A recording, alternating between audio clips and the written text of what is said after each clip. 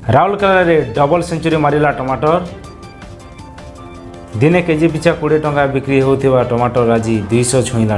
आज्ञा हाँ, घटना क्यों बाहर राज्यर नुहे कि कौन बाहर स्थान नुहे, घटना आम राज्यर ओडिशा आम राउरकेला अंचल।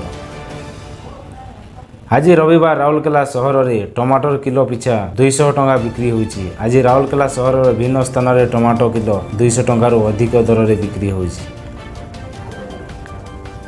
तेबे हठात एभली दरवृद्धि सरकार पकेटे निया लगाई देवा बेले मध्यवित्त परिवार चिंतार पड़ जाइछन्ते। राउरकेला व्यवसायी पक्षर यही अभाव दरवृद्धि पर टमाटर फसल में व्यापक क्षति होइथिबाकु कुहाଯାଇଛି। तेबे वर्तमान राउरकेला रे भिन्न मार्केट मध्य टमाटो अभाव देखा मिली।